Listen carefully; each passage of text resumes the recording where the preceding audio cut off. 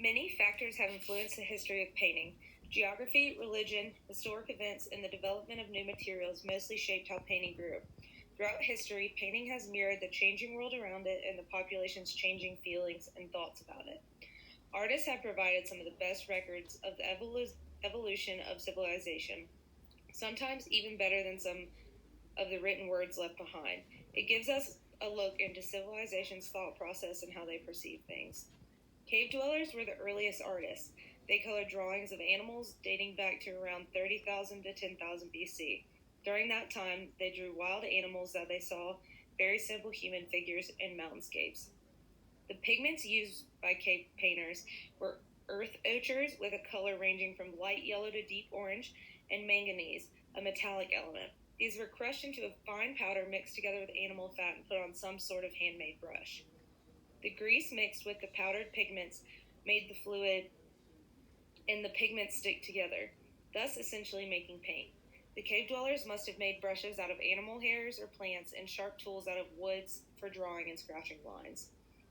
At the turn of the 20th century, artists were turning against the more formal teachings and started to create art that didn't necessarily reflect objects in the real world. Abstract artists experimented with new techniques. The new techniques being used were vivid yet contrasting colors, reconstructing shapes, and diverting from a realistic 3D perspective. Experimentation with colors and evoking emotions was one of the primary interests of abstract artists. The abstract art movement, started in the United States, was called abstract expressionism because although the art had no subject, it was still trying to convey some kind of emotion or reaction from the audience. In its purest form, abstract art has no subject. It's just lines, shapes, and colors.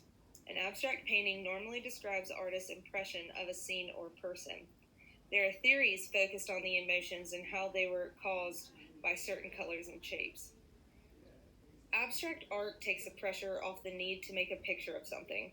Abstract art is more about the shapes and colors and the feelings it expresses, not about the accurate portrayal of a subject. Abstract art also encourages discussion about colors, shapes, and lines, which are concepts young children are learning. So it's good to start expanding children's mind to the art world at a young age due to the great response. Abstract art is something young children can make. Popularly liked by children, geometric abstraction is a form of abstract art based on the use of geometric forms. Most of all, abstract art is seen differently by everyone. The key factor of abstract art is its randomness, and it has no specific design. Instead, it's the randomness of colors and shapes that are used to represent emotions. Abstract expressionist paintings share certain characteristics. The artists use large canvases, sometimes very large. There is an all-over approach. The whole canvas is treated with equal importance, as opposed to the center being of more interest than the edges. Joe Papagoda is one of the finest abstract artists, and he portrays randomness very well. Using fluid and organic matter in his artwork, his abstract expressionism has won the hearts of the contemporary audience of this era. Jackson Pollock, on the other hand, his dripping paint onto a canvas laid on the floor is a method of using spontaneity. This brought some new factors into art: action, movements, how the artist works, and the work was planned, but details were not.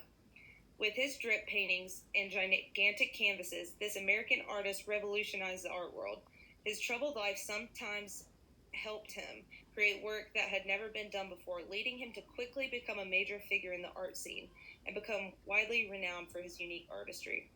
The concept of Petit Mondrian originated in the 1920s by a modern Dutch abstract expressionist. The Mondrian concept of abstraction taught representing of the energy and the balance of focusing on nature and the universe.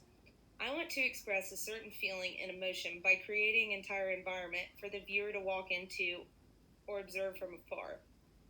By using materials in a direct and simple way, not transforming or altering them greatly from their natural state, I can really engage with the audience. I prefer to keep pieces as broad and non-objective as possible to allow the viewer to bring it in their own interpretations drawn from their own experiences when using abstract art.